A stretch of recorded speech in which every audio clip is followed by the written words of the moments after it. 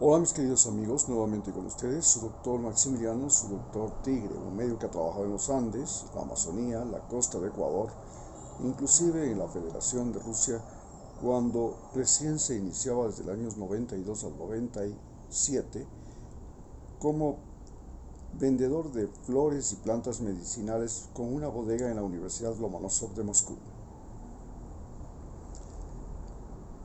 Hoy hablaremos acerca de cómo se produjo esta crisis que se presenta en la frontera sur de los Estados Unidos, donde las personas que hablan español son mestizos y son católicos, son las que no se les permite entrar y han sido degradados dentro de los Estados Unidos, convirtiéndose esto no solamente en una ola migratoria, sino también en una ola de rechazo y de racismo dentro de ese país.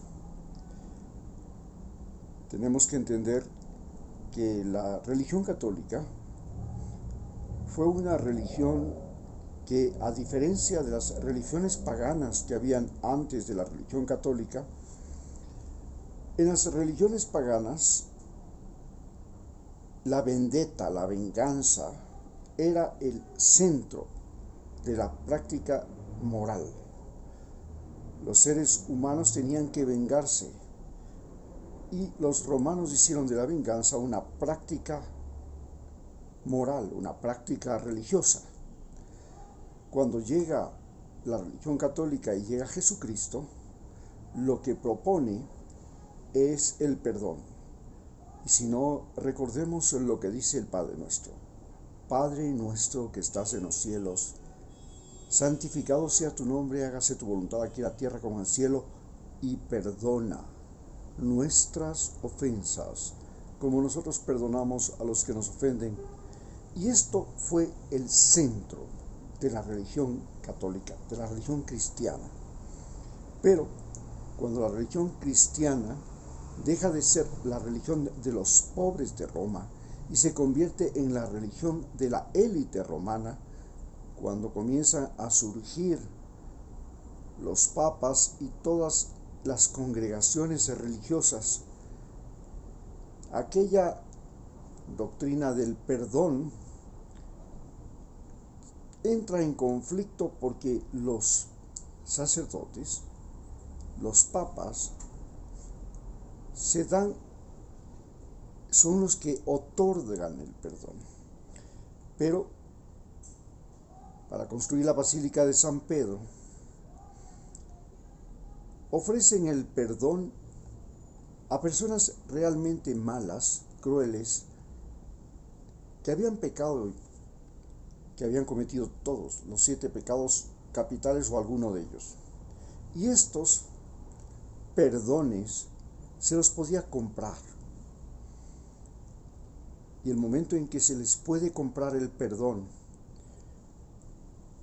para evitar irse al purgatorio, e inclusive el perdón se lo compraba para poder tener un lugar cerca de la Virgen, cerca del Santo, cerca de Cristo, cerca de Dios, porque hasta eso hicieron, lotizaron el cielo. La Iglesia Católica convirtió al perdón en una forma de soborno, un soborno moral. Esta fue la razón por la cual los protestantes se separaron de la Iglesia Católica y suspendieron definitivamente esto del perdón, que era el centro de la religión católica. Cristo decía, si te dan un golpe en una mejilla, muestra la otra. Esto desaparece en la religión protestante, que vuelve nuevamente no a convertir a la vendetta en el centro de la práctica religiosa y moral, sino que convierte entre paréntesis, al trabajo, a la honradez y a la disciplina en el centro del proceso religioso evangélico.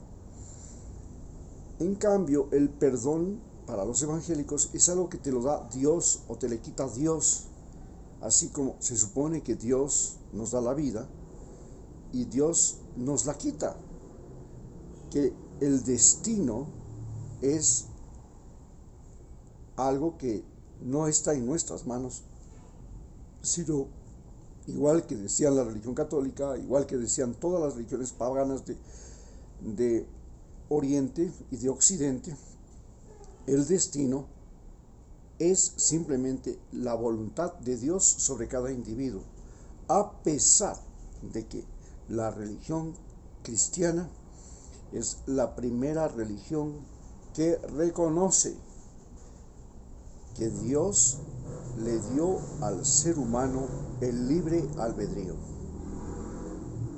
la capacidad de decidir por sí mismo en todo. Es decir, es la primera religión que le da al ser humano personalidad. ¿Qué es la personalidad?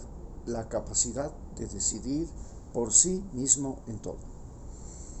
Pero no faltó en la religión católica la Santa Inquisición, que comenzó a perseguir a los denominados paganos en Europa, y acá en América comenzó a perseguir a los llamados idólatras.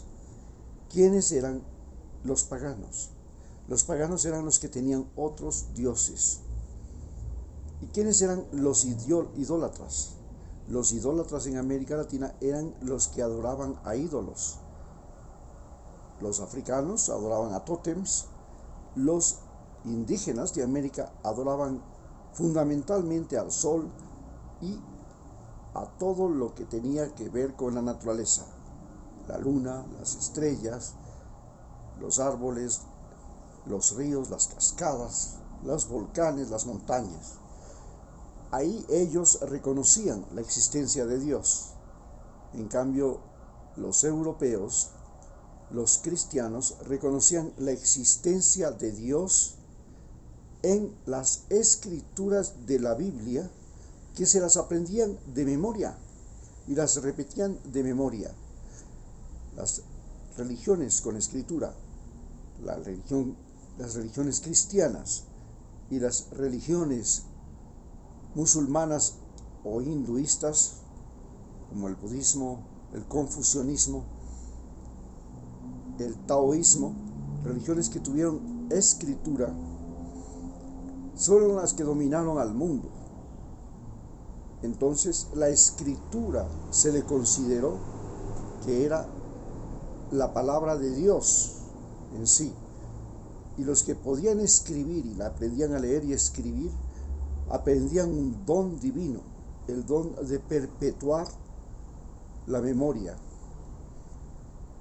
Y finalmente el cielo en todas las religiones se convirtió en el lugar donde los seres humanos recuerdan a otros seres humanos con veneración, respeto, cariño, afecto.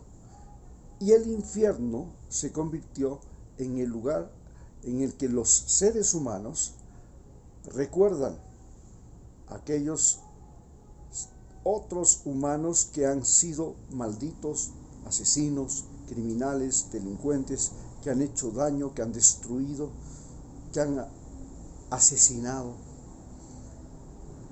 Estos son los verdaderos lugares, es decir, el cielo es el lugar donde ese grupo social considera viven las personas que para ese grupo social son consideradas valiosas, venerables, respetables, entre otras palabras, inclusive adorables.